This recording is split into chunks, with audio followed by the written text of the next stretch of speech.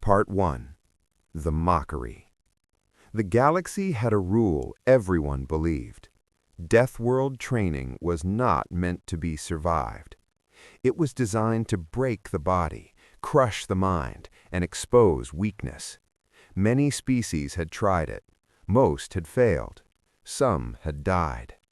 Even the strongest alien races lost recruits during the training. So when humans were added to the list, the reaction was the same everywhere. Laughter. On the viewing platform above the red planet, alien instructors watched the landing zone with open amusement. Their armored bodies were tall and strong. Their eyes glowed behind dark lenses. They had survived Deathworld training themselves. Humans, on the other hand, looked small. Their transport ship landed slowly, shaking as it touched the rocky ground. Hot dust filled the air. The sky burned orange. The gravity alone was enough to make many species collapse. The humans stepped out one by one. Some looked nervous. Some looked tired. Some tried to hide their fear. Alien trainees whispered among themselves. Too soft. They won't last an hour. Why were they even invited? Then the instructors noticed her. A human woman moved away from the group and sat down on a metal supply crate. She removed a small food bar from her pocket. Calmly, without rush, she opened it and started eating. She did not look at the aliens. She did not look at the planet. She did not look worried. She simply ate. The alien instructor in charge tilted his head in confusion. "She does not understand where she is," he said. Others agreed. Fear response delayed. Denial stage. She will break first. The training horn sounded. The first test was announced loudly across the landing zone. No shelter, no assistance, no medical aid. Survive until nightfall. The heat climbed fast. The red ground burned through boots. The air was dry and sharp. Breathing became difficult. Sweat poured down human faces within minutes. Alien trainees watched with interest. One human dropped to a knee. Another gasped for air. A third vomited from the heat. The aliens nodded. This is where they fail. But the woman finished her food, folded the wrapper, and stood up. She rolled her shoulders once, slowly, like she was warming up. Her eyes scanned the horizon. She noted the rocks, the shadows, the way heat moved across the ground. She said nothing, but nearby humans noticed. They moved closer to her without realizing why. The hours passed. The sun climbed higher. The heat grew worse. Alien trainees struggled too, but they were trained for this. Humans were not supposed to be. Yet something strange happened. The humans did not panic. They slowed their movements. They stayed close together. They rested when needed. They followed the woman's example without being told. She showed them where to stand so the wind cooled their skin.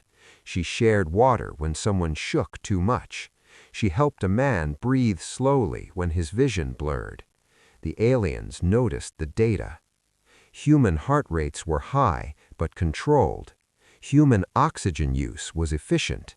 Human pain response was disciplined. "This is incorrect," an instructor muttered. Then it happened. One alien trainee collapsed. His armor overheated. His breathing failed. Medics rushed to retrieve him. The viewing platform went silent. Below, the humans were still standing. The woman wiped sweat from her face. She adjusted her gear. She did not smile. She simply waited. The sun began to set. The first test ended. Against all predictions, most humans survived. Alien laughter was gone now. The second horn sounded without delay. "Predator zone," the instructor announced. "No weapons. No interference." The ground shifted. Shadows moved between rocks. Eyes watched from hidden places. Alien trainees prepared for screams. None came. The humans moved quietly, slowly. Their steps were careful. The woman walked in front. Her posture changed. Her body was alert now, like a hunter's. When a predator attacked, it was fast. Claws flashed. Dust exploded. The woman reacted instantly. She pulled another human back. She threw a rock, not to hit, but to distract. The group moved as one. The predator hesitated. Then it retreated. Alien jaws tightened. "That creature kills trained soldiers," someone whispered. The woman did not chase it. She only watched until it was gone. As night fell, temperatures dropped sharply. The cold shocked many species. Aliens expected humans to freeze. Instead, they adapted. They huddled. They shared body heat. They used terrain for cover. On the viewing platform, no one spoke. The lead instructor finally said the words no one expected. "These humans are not failing." He paused. "They are enduring." The woman sat again as night fully arrived. She took out another ration bar and began to eat. Above her, the galaxy was starting to realize something terrifying. Humans were not weak. They were familiar with worlds that tried to kill them. And this training? This was just another day. Morning came fast on the Deathworld. The cold of the night faded, replaced by burning heat. The red sun rose higher, faster than expected. Dust storms moved across the horizon like living things. The alien instructors reviewed the night's results. They were not pleased. Human casualties were far lower than predicted. Medical alerts were minimal. Stress markers were high, but not critical. "This makes no sense," one instructor said. "Humans are not built for this." The lead instructor stared at the data longer than the others. "They are adapting," he said slowly. Below, the humans stood in formation. They were tired. Their faces were dirty. Their bodies ached, but they were still standing. The woman stood among them. She had not slept much. Her muscles were sore. Her throat burned from the dry air. Still, her eyes were steady. The second phase began without warning. The ground beneath the humans vibrated. A deep sound echoed through the land. "Environmental pressure test," the loudspeakers announced. "Increased gravity, toxic air, limited oxygen." The gravity shifted. Several humans stumbled. Bones screamed. Muscles strained. Breathing became heavy and painful. Alien trainees watched closely. "This will end them," one said. The woman bent her knees slightly. She adjusted her stance. She lowered her center of gravity. Others copied her. She spoke quickly and clearly. "Short steps, slow breaths, stay close." The humans obeyed. The toxic air burned their lungs. Every breath hurt. Some humans coughed blood. One collapsed to the ground. Aliens leaned forward. But the woman did not freeze. She grabbed the fallen human. Two others helped. They dragged him forward, step by step, refusing to leave him behind. The alien instructors exchanged looks. "Why don't they abandon him?" one asked. "They will all fail if they continue." But the humans did not stop. They moved as one body, weak ones in the center, strong ones on the outside. Minutes felt like hours. Then another human fell. This time, an alien instructor smiled. "They're done."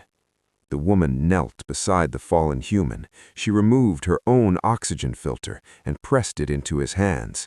She took a breath of toxic air herself. Alarms screamed on the alien monitors. "That will kill her," someone shouted. The woman coughed. Her vision blurred. Pain exploded in her chest. She did not move. Slowly, she helped the human breathe. Then she stood, still alive. The alien viewing platform went silent. The The gravity test ended suddenly. Humans collapsed where they stood. Some cried, some laughed in disbelief. The woman sat down heavily. Her hands shook, her lungs burned. She did not smile. She simply stayed awake. The third test began immediately. No rest, no warning. The ground split open. Creatures climbed out, large, armored, fast, predators designed to hunt in packs. "Live combat," the instructor announced. "No protection, no evacuation." Alien trainees watched with excitement.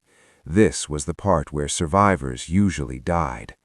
The humans backed together. Fear finally showed on some faces. The woman stepped forward. Her voice was calm but firm. "Don't run," she said. "Watch their legs. Stay together." The first creature charged. It moved faster than expected. A human screamed. The woman threw herself sideways, pulling the human with her. The creature missed by inches.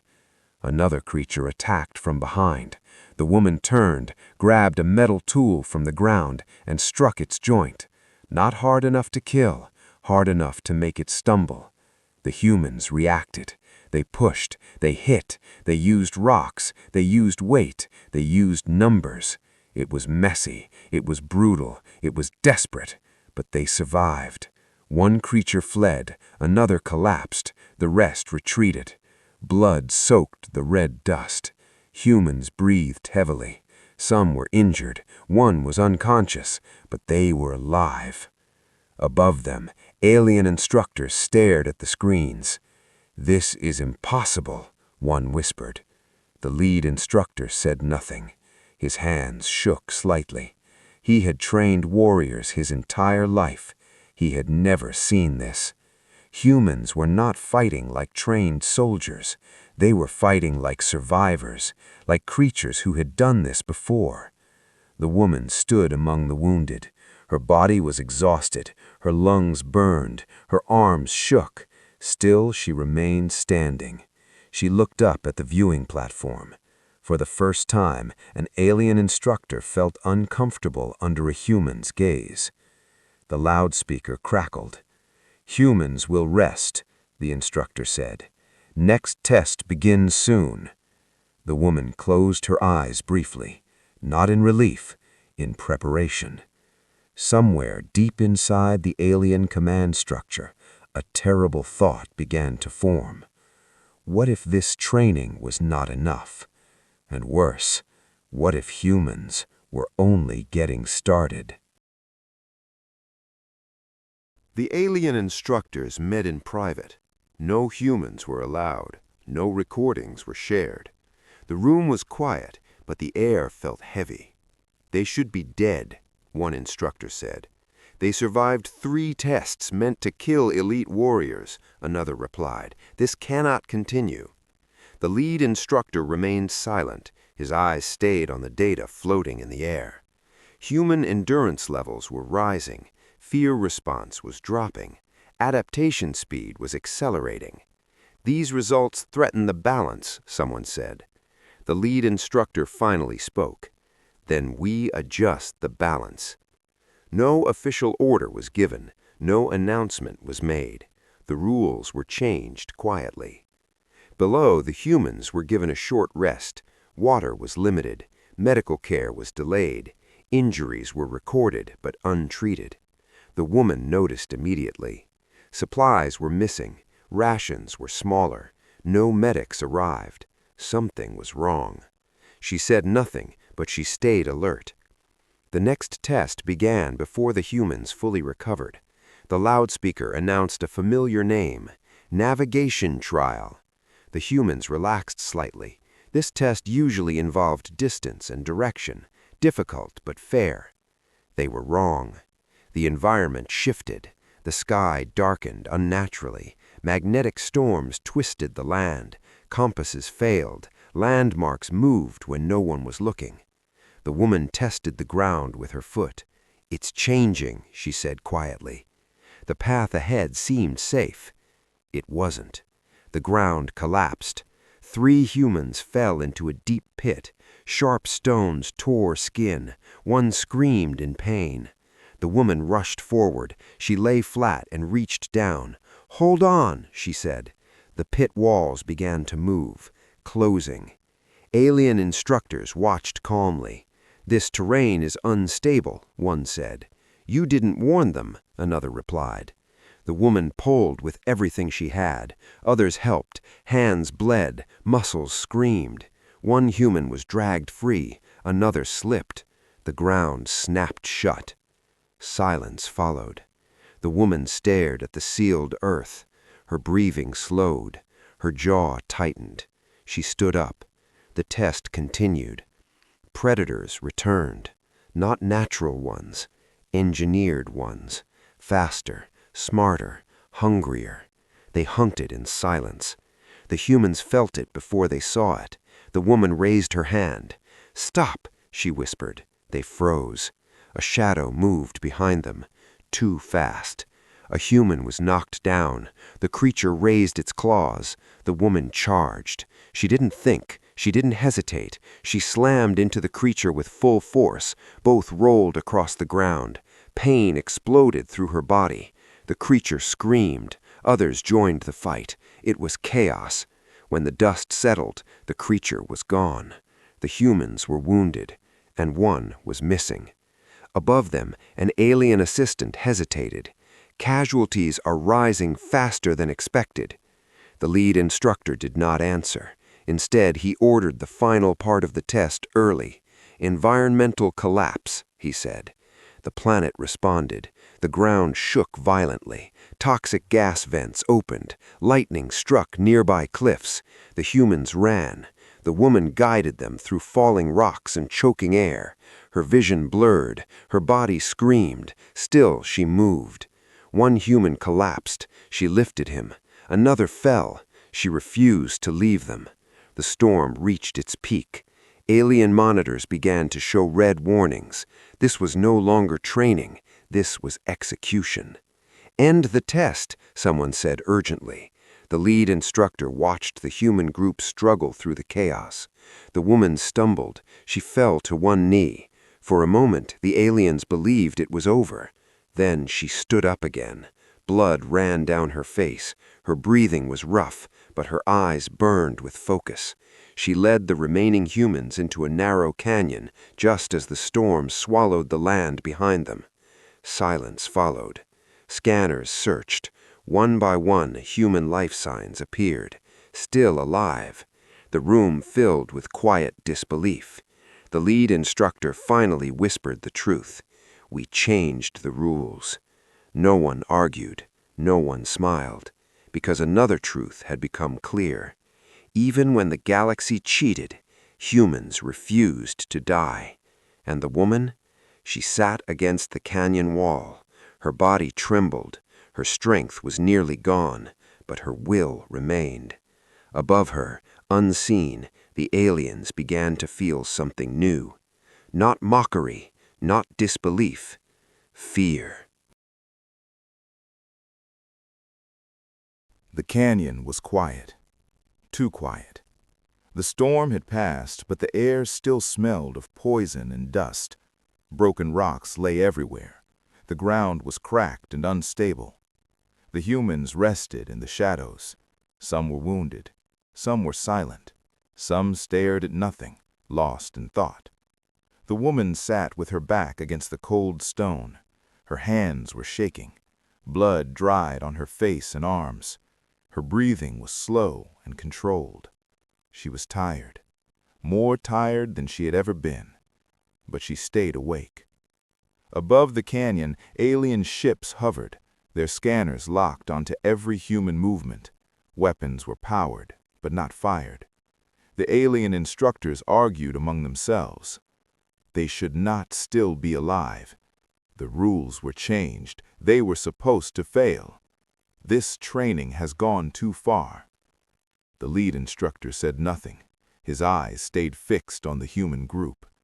For the first time in his long career, he felt unsure. A medical drone finally descended into the canyon. It moved slowly, carefully, like it feared the humans might attack it. The woman watched it closely. The drone scanned injuries. It sprayed healing foam. It gave water. The humans accepted the help without gratitude or anger. They were past that. When the last injury was treated, a loudspeaker activated. "Human participants," the lead instructor said, "you have exceeded all expectations." The woman stood up. Her legs trembled, but she remained upright. "You changed the rules," she said calmly. The canyon went silent. The alien instructors exchanged looks. The lead instructor responded slowly. "Yes." No excuse, no denial. "Why?" the woman asked. "Because you should not exist like this," he said.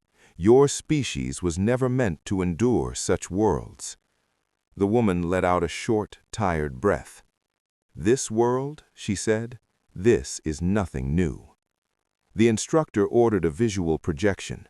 Images appeared in the air. Alien cities, calm skies, controlled climates, safe environments. "This is how most species live," he said. "Peaceful, stable." Then the image changed. A blue planet appeared. Earth. The woman looked at it. Her expression softened. The instructor began listing data. Extreme weather systems, unstable tectonic plates, predators on land and sea, deadly microorganisms, constant environmental threats. Alien voices whispered in shock. "This planet is classified as a high-risk death world." The woman nodded. "We call it home." The images changed again. Hurricanes tearing cities apart, earthquakes swallowing streets, volcanoes burning the sky red. Then war. Explosions, smoke, soldiers running through fire. The humans in the canyon watched silently. "We evolved here," the woman said, "not because it was kind, because it was hard." The instructor studied her. "Your people should be broken," he said. "Your history is filled with disaster." "Yes," she replied, "and we survived every one." She gestured to the canyon. "You think you tested us," she said, "but we were trained long before this place." The instructor paused. "Trained by what?" The woman looked up at the sky. "By Earth." Silence filled the canyon. The aliens replayed the data in their minds. Humans were not fearless. They were not immune to pain. They were used to it. That realization hit harder than any failure. One alien instructor spoke quietly. "If humans come from such a world, then what are they capable of?" The lead instructor had no answer. He looked down at the humans again. They were wounded, exhausted, outnumbered. Yet they stood together, not as warriors, as survivors. The woman spoke once more. "You tried to break us," she said. "You tried to cheat." She met his gaze. "And we're still here." The instructor lowered his head slightly. It was not a bow, but it was close. "Deathworld training was designed to test limits. Yours were not where we expected." The canyon shook slightly as ships repositioned. "You will complete the final phase, under observation." The woman's eyes narrowed. "No more secret changes." A pause. "Agreed," the instructor replied. The humans prepared themselves. They did not celebrate. They did not relax. They knew better. As the alien ships pulled back, whispers spread through the command channels. Humans were not weak. Humans were not fragile. They were shaped by chaos. And now the galaxy understood something dangerous. A species born on a death world did not fear survival. It mastered it. The woman looked at her people. "Rest while you can," she said quietly. They nodded. Above them, alien instructors watched in uneasy silence. They had learned the truth too late. This training was never about whether humans could survive. It was about whether the galaxy was ready for them. The final test began without ceremony. No cheers, no announcements, no mercy. The death world was quiet again, but it was not calm. The ground was cracked from the storms. The air was thin and sharp. Every breath felt heavy. The humans were brought to a wide-open plain surrounded by tall stone walls. Alien drones floated high above, watching from every angle. The woman stood at the front of the human group. She was exhausted. Her muscles burned. Her injuries still hurt. Dried blood stained her clothes, but her posture was straight and her eyes were clear. The lead alien instructor appeared on a floating platform. "This is the final phase," he said. "Individual endurance trial." A low sound passed through the humans. They already knew what that meant. One by one. No help. No team. The instructor continued. "You will face a challenger, the strongest survivor of Deathworld training from our species." The platform shifted. A figure stepped forward. Tall, broad, armored. The alien warrior's body was covered in scars. His breathing was slow and controlled. His eyes were cold, focused, and confident. He had survived this place before. The alien trainees watched silently. They expected the humans to refuse. The woman stepped forward instead. "I'll go," she said. A pause followed. The instructor studied her carefully. "You are injured," he said. "So are you letting me rest?" she asked. The instructor said nothing. The match was accepted. The arena sealed. Stone walls rose higher. The ground vibrated. No weapons were given, only bodies. The alien warrior moved first. His steps were heavy but fast. Each movement showed years of training. He circled the woman, waiting for fear. She did not give it. She watched his feet, his shoulders, his breathing. The signal sounded. The alien attacked. His strength was overwhelming. He struck hard, aiming to end it quickly. The woman was thrown backward, hitting the ground hard. Pain exploded through her ribs. The alien moved to finish it. The woman rolled aside just in time. She did not try to match his strength. She stayed low. She moved fast. The alien swung again. She dodged. Dust filled the air. The alien grabbed her arm and threw her across the ground. She slid to a stop, coughing, struggling to breathe. The alien stood over her. "This ends now," he said. The woman pushed herself up. "No," she replied quietly. "It doesn't." She rushed him, not with power, with timing. She slipped inside his reach and struck his joints. She used her weight. She used the ground. She used every mistake he made. The alien growled in frustration. He was stronger, but he was not used to fighting something that refused to stop. Minutes passed. The heat returned. The thin air burned their lungs. The alien's movements slowed. The woman's body screamed in protest. Still she moved. She remembered Earth, running during storms, training in pain, surviving without comfort. This was familiar. The alien charged again. She sidestepped. He stumbled. She grabbed him and used his own weight against him. They crashed into the ground. The alien tried to rise. She didn't let him. She held him there, not with strength, with will. The alien struggled. Seconds passed, then more. Finally, his movements slowed. The signal sounded again. The test ended. The arena went silent. The alien warrior lay still, breathing heavily. The woman released him and collapsed beside him. She stared at the sky. Her chest rose and fell slowly. Medical drones rushed in. Scanners lit up. Both were alive, but only one had remained standing until the end. The lead instructor's voice echoed across the arena. "The trial is complete." Alien trainees whispered. This was not how it was supposed to end. The woman sat up slowly. She did not raise her arms. She did not celebrate. She simply asked one question. "Are we finished?"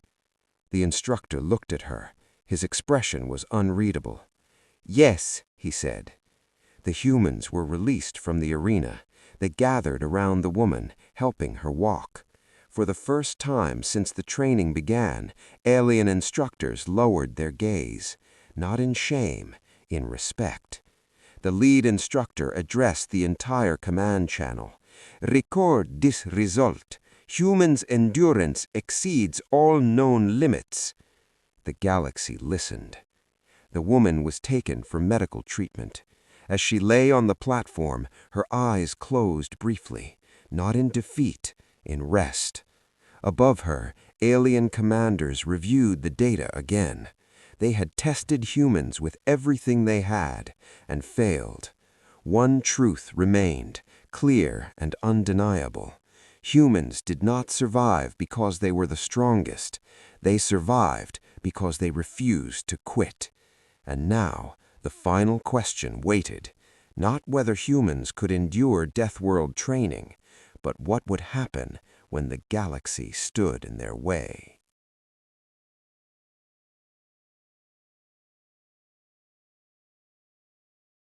And the training grounds fell silent.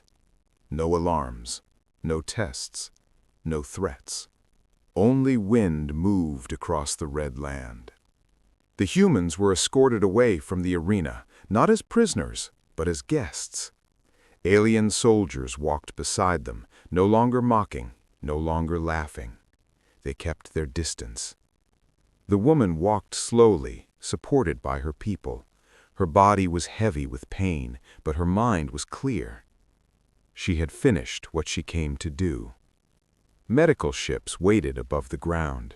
Bright lights scanned every human. Advanced machines worked quickly, repairing bones, cleaning blood, restoring strength. Alien doctors watched closely. They had never treated a species like this. Human bodies were damaged, but not broken. Scars layered over scars. Old injuries sat beside new ones, healed and reopened many times. One doctor whispered, "How did they survive their own world?" No one answered. The lead instructor stood behind the glass wall, watching the humans recover. His expression was no longer proud. It was thoughtful. The report was transmitted across the galaxy. Deathworld training results. Humans survived. It spread fast. Military academies, political councils, scientific networks. Everywhere the same reaction followed: disbelief. Analysts replayed the footage again and again: the storms, the predators, the rule changes, the final test. One clip was watched more than any other. The woman, sitting on a crate, calmly eating while death surrounded her. That image became a symbol. Across the galaxy, aliens began asking questions. What kind of species eats during survival trials? What kind of world creates them? The council demanded answers. The lead instructor was summoned.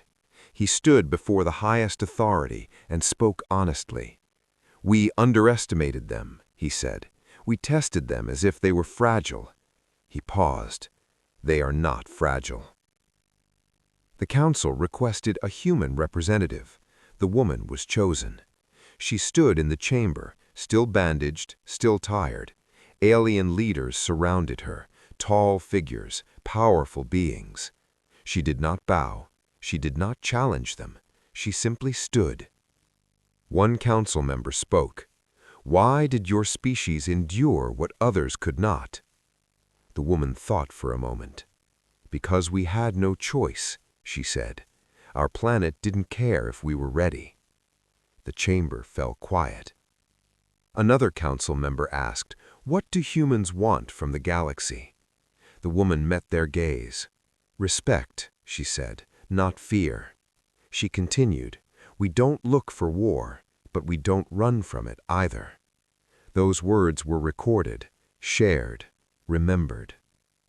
Human classification was updated, not developing species, not high risk. A new label appeared: Deathworld survivors. Military doctrines changed. Training manuals were rewritten. Alien recruits were shown human footage with warnings. Do not underestimate them. Do not provoke them. Do not mistake calm for weakness. The woman returned to her people. Humans across the stars watched the broadcasts. They saw the trials. They saw the endurance. Pride spread quietly. Not loud, not arrogant, just steady. The woman became a legend, not because she was the strongest, not because she defeated an alien warrior, but because she never gave up. Her name was spoken in academies and mess halls. She kept eating, they said, while the galaxy panicked. The lead instructor watched the stars from his station. He replayed the final moments again. He understood now. Deathworld training was designed to break the weak, but humans were shaped by breaking and rebuilding themselves again and again. The woman prepared to leave the station. As she boarded the human transport, the lead instructor approached her. "You changed how we see your species," he said. She nodded. "You changed how we see the galaxy," she replied. The transport lifted off. The death world grew smaller below, but its impact would never fade. Far across the stars, new stories began. Some spoke of fear, some spoke of caution, and some spoke of hope, because the galaxy had learned something important. When humans say they will survive, they are not making a promise. They are stating a fact. And somewhere, on another harsh world, another human trainee sat down, opened a ration bar, and began to eat.